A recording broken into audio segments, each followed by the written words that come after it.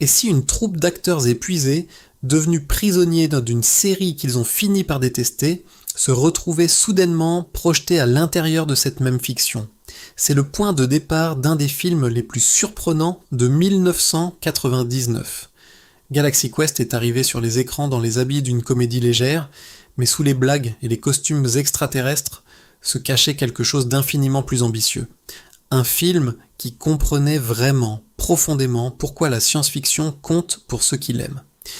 Si ce genre d'analyse vous parle, abonnez-vous et voyons ensemble ce qui a transformé cette parodie en quelque chose que personne n'attendait. Numéro 1, une parodie devenue déclaration d'amour. Sur le papier, le concept semble simple. Prenez une bande d'acteurs usés par le succès d'une série de science-fiction adorée et plongez-les dans une version réelle des aventures qu'ils ont passé des années à simuler. Mais ce qui rend ce film véritablement singulier, c'est la précision avec laquelle cette prémisse a été conçue pour évoluer à mesure que l'histoire avance. Dès les premières scènes de convention, le film installe ces personnages comme des gens piégés par leur propre héritage. Rancuniers envers leurs partenaires de tournage, exploités par les fans, traversant les gestes automatiques de carrière auxquels ils ont depuis longtemps cessé de croire. C'est joué pour faire rire, mais le socle émotionnel est posé avec une vraie précision. Les scénaristes avaient compris que pour que la parodie fonctionne, le public devait d'abord tenir à ces gens. À mesure que l'histoire bascule de la satire vers l'aventure sincère, quelque chose de remarquable se produit. Le film cesse imperceptiblement de cligner de l'œil vers la caméra et commence à jouer tout à fait sérieusement. Les héros méritent leur héroïsme. Les enjeux deviennent réels. Au moment où l'équipe fait face à son plus grand défi, la comédie s'est transformée en quelque chose d'un vrai poids émotionnel. Ce glissement du cynisme vers la sincérité est précisément ce qui sépare Galaxy Quest de presque toutes les autres parodies de son époque. Numéro 2, le jour où le décor a littéralement fondu. Derrière chaque grande production se cachent les catastrophes que personne n'avait planifiées. Et ce film en a connu une dont l'équipe parle encore aujourd'hui. Pendant le tournage, une portion significative du décor principal était recouverte de mylar, ce matériau très réfléchissant et argenté choisi pour donner à l'intérieur du vaisseau spatial son apparence futuriste et polie. Le problème est devenu évident dès que les projecteurs du studio ont été allumés. Sous la chaleur intense, le mylar a commencé à se déformer, à faire des bulles, à se décoller des surfaces sur lesquelles il avait été soigneusement appliqué. Ce qui devait être un environnement cinématographique impeccable s'est rapidement transformé en quelque chose de beaucoup moins coopératif. L'équipe a dû gérer les dégâts en urgence pendant que la production tentait de continuer autour du chaos.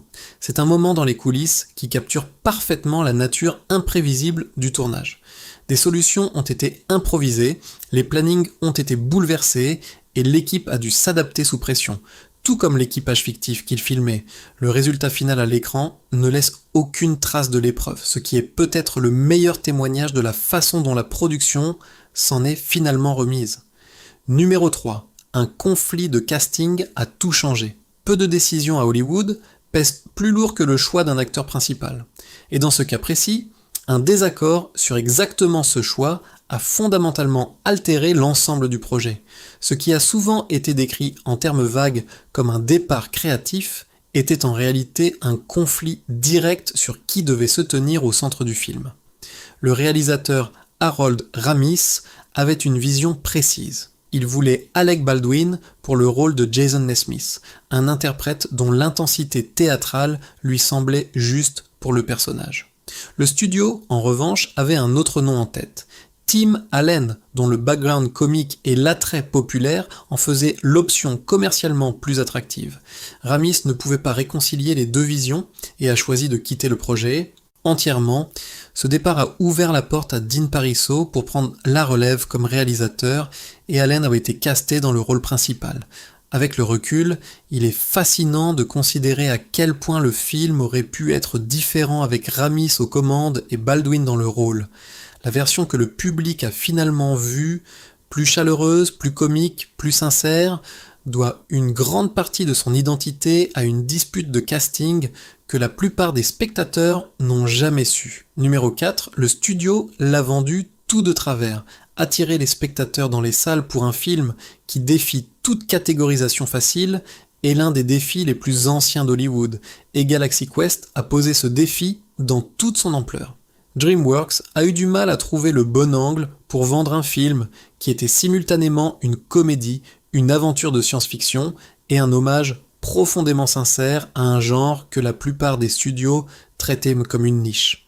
Les premiers supports promotionnels ont massivement misé sur la comédie grand public, positionnant le film comme un divertissement familial léger. Certaines bandes annonces intégraient même des effets visuels non finalisés, présentant des scènes dans un état brut et non poli qui sous-estimait la véritable qualité cinématographique du film. Le résultat était une campagne marketing qui ne parvenait pas à communiquer ce qui rendait vraiment le film digne d'être vu. La performance au box-office lors de la sortie était solide mais sans éclat, largement considérée comme le reflet de ce mauvais positionnement. Les spectateurs qui attendaient une comédie légère étaient parfois pris de court par l'intensité réelle du film. Le bouche à oreille a finalement corrigé le tir et le film a trouvé son public, mais pas avant qu'une campagne marketing ait déjà installé des attentes dans la mauvaise direction. Numéro 5, l'idée est venue de Léonard Nimoy. Chaque grand film commence quelque part, et l'étincelle créative à l'origine de celui-ci remonte à une source inattendue. L'auteur David Howard a évoqué comment un moment spécifique impliquant l'acteur de Star Trek Léonard Nimoy a planté la graine de ce qui allait finalement devenir le scénario. En observant à quel point Nimoy s'était identifié au rôle de Spock et à quel point cette relation semblait compliquée pour l'acteur sur le plan personnel, Howard a commencé à réfléchir au phénomène plus large des interprètes définis et parfois confinés par des rôles de science-fiction iconiques. Cette observation a grandi en une exploration plus vaste du fandom, de l'identité et de ce que signifie réellement vivre dans l'ombre d'un personnage que le monde refuse de vous laisser quitter. Les premières ébauches se concentraient étroitement sur ces thèmes avant que l'histoire ne s'élargisse en un récit d'aventure complet. Mais le noyau émotionnel qu'avait inspiré l'histoire de Nimoy n'a jamais disparu. La tension entre ressentir un rôle et finalement y trouver un sens réel traverse l'ensemble du film et lui confère une profondeur que la pure parodie atteint rarement. Numéro 6, le film était une fois interdit aux moins de 17 ans. Le film que le public a aimé est chaleureux, drôle et largement accessible. Mais ce n'était pas toujours le plan. Une version antérieure de Galaxy Quest portait un ton significativement plus sombre avec des arêtes plus vives et un langage adulte qui le plaçait fermement dans la catégorie R. L'équipe créative envisageait à l'origine quelque chose de plus mordant, plus proche en esprit d'une vraie satire que du film d'aventure hybride qu'il est finalement devenu. Pendant le montage, le studio est intervenu. Préoccupé par la limitation du public potentiel, il a poussé à des coupes et à des dialogues réenregistrés pour ramener la classification à PG. Certaines des lignes de remplacement ont été doublées en post-production, et les scènes le montrent parfois. Les spectateurs attentifs ont remarqué des moments où les mouvements des lèvres des acteurs ne correspondent pas tout à fait aux mots prononcés à l'écran. L'exemple le plus fréquemment cité implique une certaine réplique frustrée du personnage de Sigourney Weaver, où le mot substitué est assez évident pour quiconque fait attention. Ce qui est fascinant, c'est à quel point la personnalité du film semble peu souffrir de ce changement. La chaleur qui a remplacé les arêtes plus vives a sans doute mieux servi l'histoire, permettant aux moments émotionnels d'atterrir sans que le cynisme ne les sabote. Mais les traces de cette version antérieure éparpillées dans le film sont un rappel discret que le film a failli prendre une route très différente. Numéro 7, par le marteau de Grabtar n'était jamais censé rester. Certaines des répliques les plus iconiques du cinéma n'étaient jamais censées survivre au processus d'écriture. Le serment prononcé par Alexander Dane tout au long du film, mélodramatique, absurde, livré avec une solennité théâtrale, a commencé sa vie comme un simple texte de remplacement, une ligne provisoire insérée dans le scénario pendant que les auteurs cherchaient quelque chose de mieux. Le problème était que personne ne trouvait rien de plus drôle. L'équipe de tournage et les acteurs continuaient à rire lors des lectures, et la grandeur ridicule de la réplique s'est avérée impossible à dépasser. Elle est restée dans le scénario par défaut, puis est progressivement devenue quelque chose que la production a sciemment mis en avant. Alan Rickman, qui avait le don d'extraire un effet maximum d'un mouvement minimal, l'a livré avec un sérieux si résolu que la blague s'approfondissait à chaque nouvelle apparition. Ce que personne n'avait pleinement anticipé, c'est la façon dont cette répétition allait payer sur le plan émotionnel. Au moment où la réplique apparaît dans sa scène la plus centrale, prononcée non pas comme une blague, mais comme un véritable adieu, les spectateurs qui avaient ri plusieurs fois se retrouvaient soudainement pris par surprise par tout ce qu'elle signifiait. Un texte de remplacement jeté là par commodité était devenu le cœur émotionnel du moment le plus fort du film. C'est l'une des plus belles réussites accidentelles du scénario moderne et un rappel que parfois la réplique qu'on garde pour rire se révèle être celle qui compte le plus. Numéro 8, le cadre s'élargit à un moment précis. La narration visuelle fonctionne sur des détails que la plupart des spectateurs absorbent sans les enregistrer consciemment. Et ce film utilise l'un de ces détails avec une précision silencieuse. Le film n'élargit pas progressivement son image à mesure que l'histoire avance. Il emploie deux formats d'images distincts qui basculent à un moment soigneusement choisi, marquant un tournant narratif spécifique. La transition se produit lorsque Jason Nesmith s'approche pour la première fois des portes de soute du Protector et regarde dans l'espace réel. Jusqu'à ce point, le film opérait dans un cadre plus étroit, ancré, confiné, terrestre. Au moment où il franchit le seuil de la réalité de ce qui se passe, l'image s'élargit. C'est un changement subtil, mais il fonctionne comme une déclaration visuelle que le monde du film a fondamentalement changé. Peu de spectateurs le remarquent en temps réel, mais l'effet s'enregistre émotionnellement, même quand il ne s'enregistre pas consciemment. Le cadre élargi semble plus cinématographique, plus ouvert, plus sérieux. Il signale que les personnages et le film lui-même ne plaisantent plus. Pour un film si investi dans l'idée que la fiction devient réalité, c'est une façon remarquablement élégante de marquer le moment exact où cette transformation se produit. Numéro 9, ce sont des juristes qui ont conçu le vaisseau. Il est rare qu'un département juridique d'un film soit crédité comme force créative, mais la conception du NSEA Protector doit davantage aux avocats spécialisés en droit d'auteur qu'à un quelconque directeur artistique. Dès les premières étapes de la pré-production, les cinéastes étaient parfaitement conscients que leur vaisseau spatial fictif ne pouvait pas ressembler de trop près à un certain vaisseau iconique d'une franchise concurrente. Des avocats ont été spécifiquement engagés pour examiner les projets de conception et signaler tout ce qui franchissait le seuil légalement problématique. Ce processus a façonné les décisions concernant la silhouette du vaisseau, l'agencement de son intérieur, et même les détails fins de ses marquages d'immatriculation. Le résultat est un vaisseau qui se lit immédiatement comme un vaisseau de science-fiction tout en restant distinctement sa propre création. L'équipe de production a trouvé des façons de travailler créativement dans les limites légales et, dans certains cas, à transformer ces contraintes en blagues.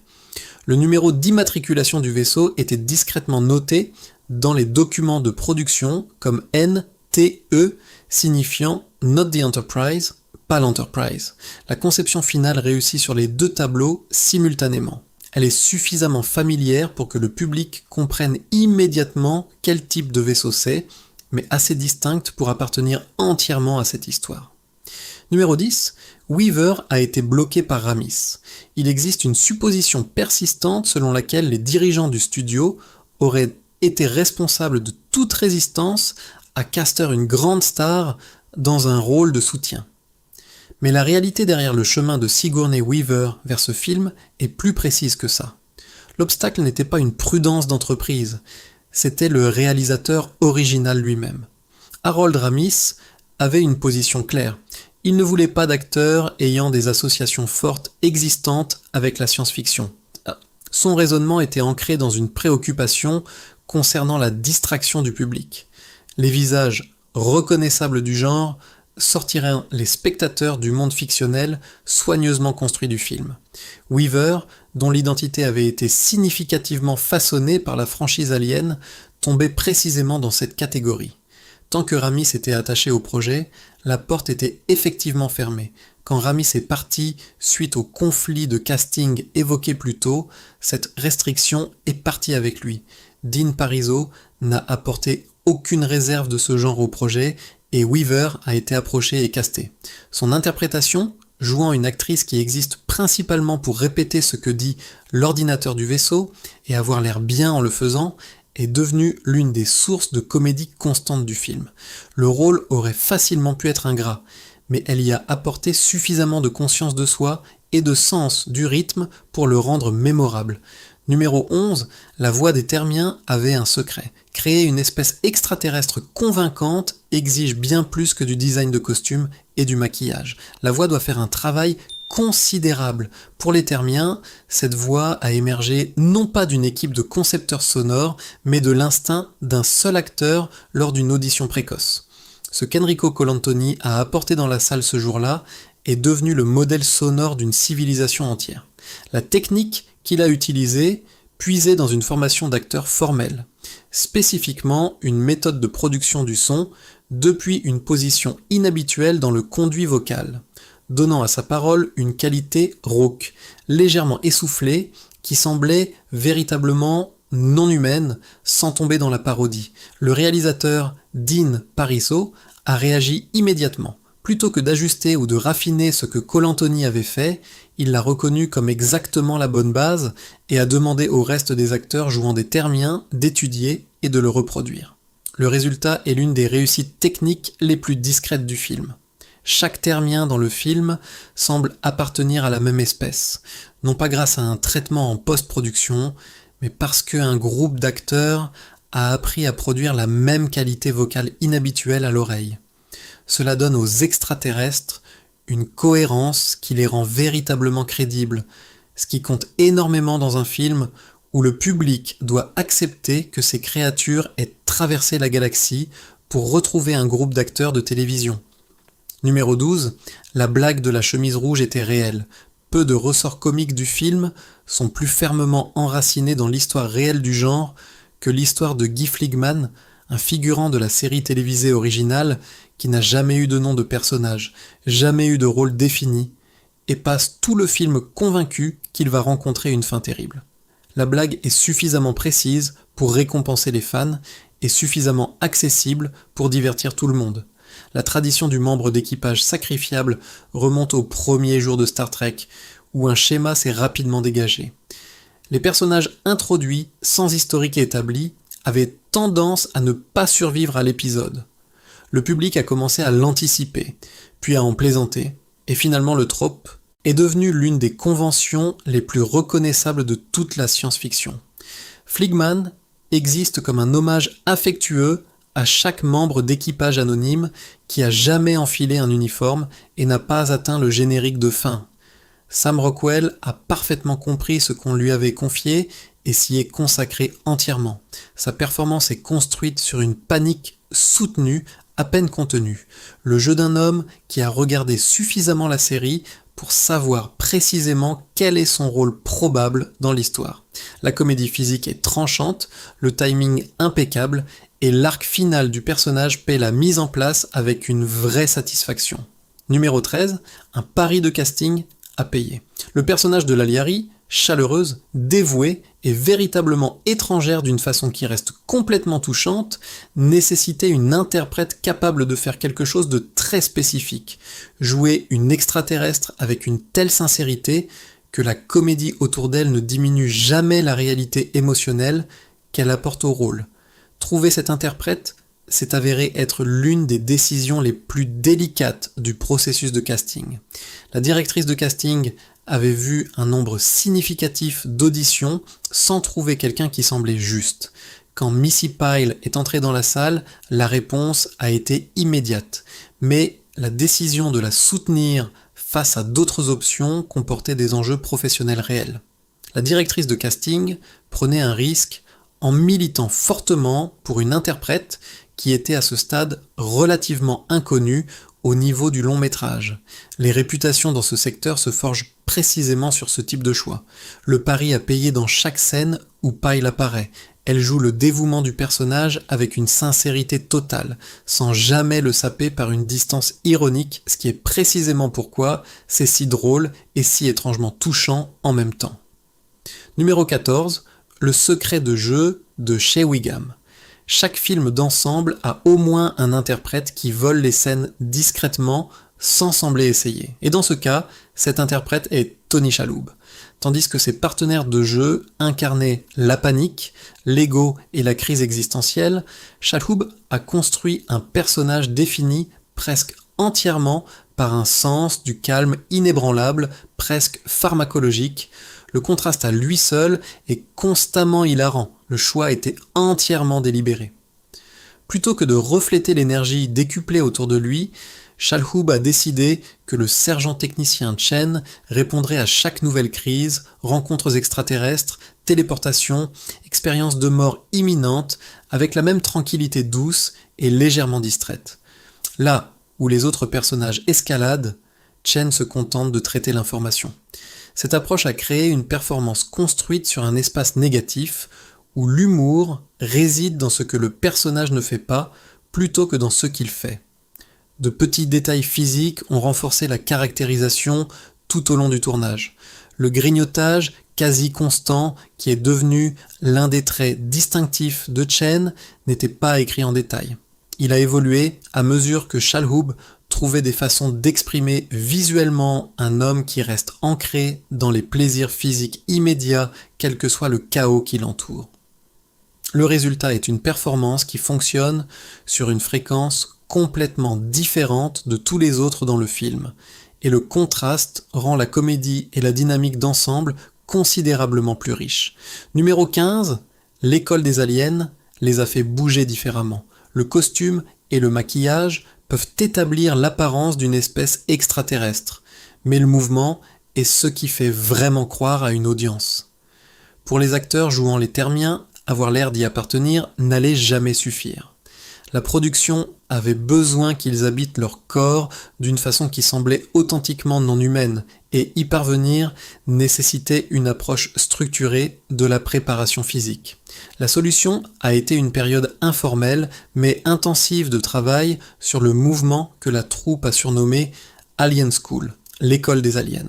En puisant dans le langage visuel des anciennes séries de science-fiction à base de marionnettes, où les contraintes physiques du médium avaient produit des styles de mouvement raides, délibérés et étrangement fascinants, les acteurs ont pratiqué l'élimination de la fluidité naturelle du mouvement humain. Chaque geste était rendu plus réfléchi. Chaque changement de posture était légèrement plus lent, légèrement plus mécanique que l'instinct ne le suggérerait. La discipline se voit dans le film, terminée d'une façon facile à tenir pour acquise. Les Termiens se déplacent collectivement avec une cohérence qui aurait été très difficile à atteindre sans cette préparation partagée. Et quand des moments d'émotion authentique percent, quand les aliens répondent à la gentillesse, à la peur ou à la perte, le contraste entre leur immobilité contrôlée habituelle et ces éclairs de sentiments atterrit avec une puissance inattendue. Numéro 16, le capitaine ne s'inspirait pas de Shatner. La supposition la plus évidente concernant le personnage de Jason Nesmith, un capitaine arrogant et obsédé par lui-même d'une série télévisée de science-fiction adorée, est que Tim Allen a simplement étudié William Shatner et construit son interprétation à partir de là. C'est une supposition raisonnable que le marketing du film a peu fait pour décourager. La réalité pourtant est plus intéressante. Allen a évoqué avoir cherché ailleurs entièrement son modèle physique et émotionnel.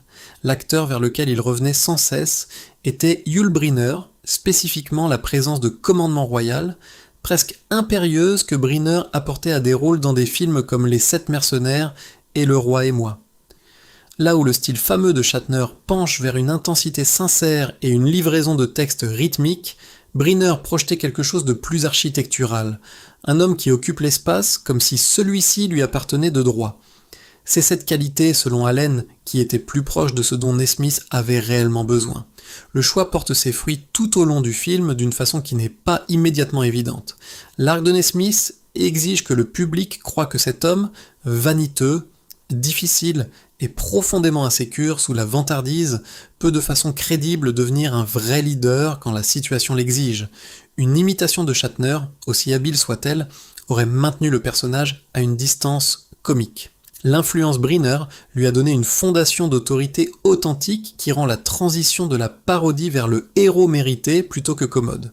Numéro 17, Rickman a protégé la profondeur du film. Chaque ensemble a un centre de gravité, un interprète dont l'engagement envers le matériau fixe le standard pour tous ceux qui l'entourent. Sur cette production, ce rôle a été tenu par Alan Rickman, et il l'a rempli avec la même précision et la même autorité tranquille qu'il apportait à chaque projet qu'il touchait. Rickman n'était pas intéressé à jouer Alexander Dane comme une blague. Dès ses premiers travaux sur le personnage, il a résisté à toute interprétation qui réduisait Dane à une figure comique unidimensionnelle, l'acteur shakespearien aigri piégé sous un front en caoutchouc, ressentant chaque moment. Il insistait pour traiter les frustrations du personnage comme réelles, sa dignité comme authentique, et son parcours émotionnel final comme quelque chose qui méritait d'être joué avec une sincérité totale. Dans les coulisses, il a contribué des idées visant spécifiquement à préserver la crédibilité du personnage lors de moments où la comédie aurait pu facilement basculer dans la moquerie. L'impact de cet engagement est le plus visible dans la scène la plus émotionnellement exigeante du film, le moment où la réplique la plus répétée de Dane cesse d'être drôle et devient autre chose entièrement. Cette scène fonctionne parce que Rickman avait passé l'ensemble du film à construire un personnage d'une vraie profondeur, pas à interpréter une caricature. Sans cette fondation, le dénouement émotionnel n'aurait eu rien sur quoi s'appuyer. La présence de Rickman a élevé chaque scène dans laquelle il apparaissait, et son influence sur le ton général du film s'est étendue bien au-delà de sa propre interprétation. Numéro 18. De vrais effets ont rendu la comédie efficace. Une production moindre aurait pu délibérément pencher vers des effets bon marché dans le cadre de la blague, clignant de l'œil au public avec des visuels peu convaincants destinés à signaler que tout le monde était dans la confidence. Ce film a fait le choix inverse, et c'est l'une des décisions créatives les plus importantes de toute son histoire de production. Le travail des effets visuels a été pris entièrement au sérieux. Industrial Light and Magic a géré des portions significatives des effets du film, abordant la mission avec les mêmes standards qu'ils apportaient aux productions n'ayant aucune dimension comique. Les séquences spatiales, les extérieurs du vaisseau, les environnements extraterrestres, tout a été exécuté avec un vrai savoir-faire et un engagement à créer quelque chose qui puisse se tenir aux côtés de la meilleure science-fiction de son époque. La production avait compris quelque chose que beaucoup de parodies ratent. La comédie qui existe dans un monde crédible est significativement plus drôle que la comédie qui existe dans un monde bâclé. Le retour sur investissement est visible dans chaque séquence où l'humour du film dépend du fait que le public croit vraiment ce qu'il voit. Quand l'équipage fait face à une vraie menace, les effets soutiennent la tension plutôt que de la saper. Quand le Protector traverse l'espace, il ressemble à un vrai vaisseau. Cette crédibilité ne supprime pas la comédie, elle l'amplifie parce que les blagues atterrissent plus durement quand le monde qui les entoure est solide. Numéro 19.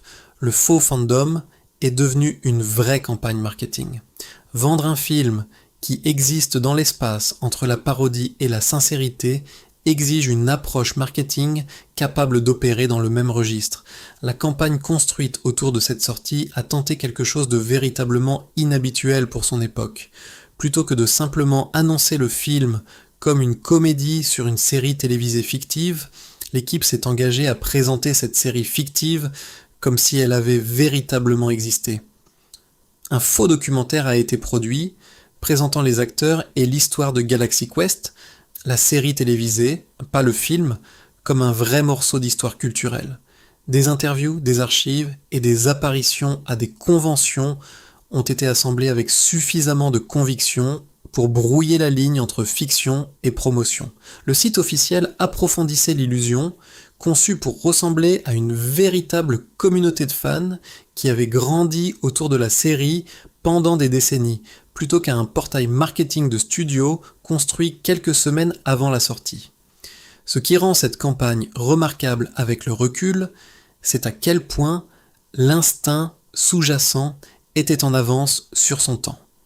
Le marketing par construction immersive d'univers où les supports promotionnels élargissent l'univers de l'histoire, plutôt que de simplement annoncer son existence, est depuis devenu une pratique industrielle sophistiquée. En 1999, c'était encore une approche relativement nouvelle, et la campagne l'a exécutée avec suffisamment d'engagement pour générer une curiosité authentique. Numéro 20. Cette maison est un vrai monument. Le design de production prend d'innombrables décisions que le public absorbe sans les analyser. Et le choix du lieu pour la maison de Jason Naismith est l'un de ceux qui portent plus de sens qu'il n'y paraît initialement. La vaste résidence moderniste qui établit son statut de célébrité n'est pas un décor construit. C'est un vrai bâtiment avec sa propre histoire remarquable. La maison utilisée pour les extérieurs et certains intérieurs est la Stahl House, anciennement connue sous le nom de Kay's Study House numéro 22, perchée au-dessus de Los Angeles dans les Hollywood Hills.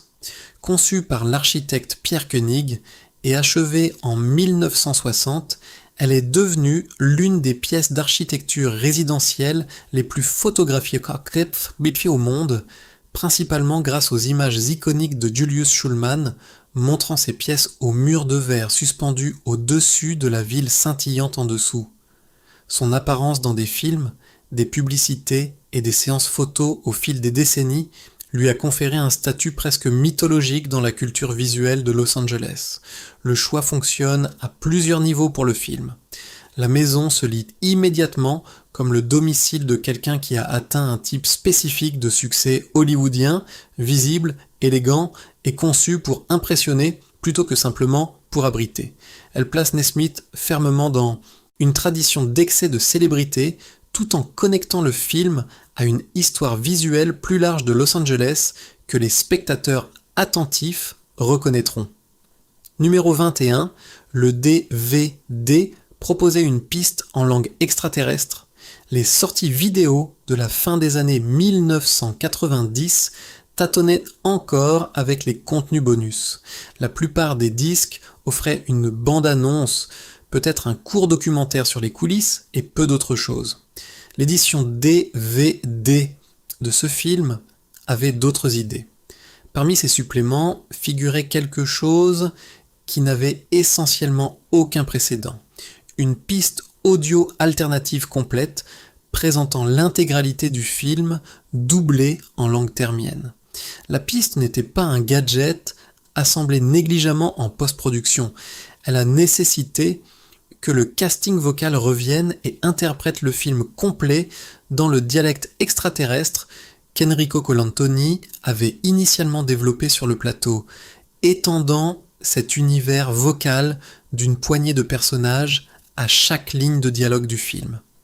Pour les fans dévoués, cela a transformé un nouveau visionnage en quelque chose de véritablement nouveau, une façon de vivre l'histoire depuis l'intérieur de la fiction plutôt que de la regarder depuis l'extérieur. Ce qui rend cette inclusion remarquable avec le recul, c'est ce qu'elle dit sur la façon dont la production comprenait son public. Les cinéastes reconnaissaient que les personnes les plus susceptibles d'acheter le DVD étaient précisément le type de fans dévoués que le film lui-même célèbre. C'était un acte de générosité créative visant directement la minorité passionnée plutôt que la majorité occasionnelle. Numéro 22, le port lézard était principalement réel. Les effets numériques progressaient rapidement à la fin des années 1990 et beaucoup de productions de cette époque optaient par défaut pour des créatures générées par ordinateur simplement parce que la technologie était nouvellement disponible et que la nouveauté faisait partie de l'attrait. L'équipe de créatures de ce film a fait un choix plus réfléchi, ancré dans une vraie compréhension de ce qui rend quelque chose crédible à l'écran. Le port lézard a été construit principalement comme une création pratique. Un interprète portait le costume, donnant à la créature un vrai poids physique et le type de mouvement organique imprévisible que les créations numériques de cette époque avaient souvent du mal à reproduire de façon convaincante. Des composants mécaniques ont été intégrés dans le costume pour gérer les expressions faciales et les mouvements spécifiques qu'un interprète seul ne pouvait pas produire.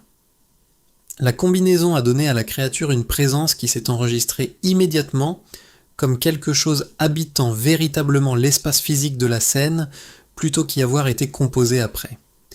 L'amélioration numérique a été utilisée là où les méthodes pratiques atteignaient leurs limites, mais la fondation était toujours la performance physique.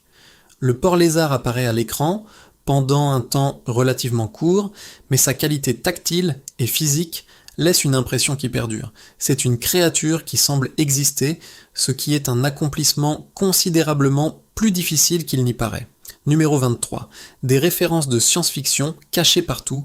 Ce qui fait fonctionner un grand hommage au genre, c'est le sentiment que les gens qui l'ont fait ont vraiment fait leur lecture. La familiarité superficielle produit une imitation creuse. La connaissance profonde produit quelque chose de plus riche. Un film peuplé de détails qui récompense l'attention et signale à ceux qui les reconnaissent que les cinéastes opèrent depuis le même endroit d'amour sincère que le public apporte à ses sièges. Les références intégrées dans ce film opèrent sur plusieurs niveaux simultanément. La nébuleuse Klaatu fait référence aux visiteurs extraterrestres du classique de 1951, Le jour où la Terre s'arrêta, un film fondateur de la tradition que l'histoire habite. Les compositions visuelles font écho à des scènes spécifiques de la série télévisée et des films Star Trek sans les reproduire directement. La structure de plusieurs séquences d'action puise dans des conventions établies sur des décennies de télévision de science-fiction, placées avec juste assez de précision pour être reconnaissables sans tomber dans la simple imitation. Ce qui est notable, c'est à quel point ces références sont organiquement intégrées. Elles ne s'annoncent pas et ne font pas de pause pour que le public les apprécie.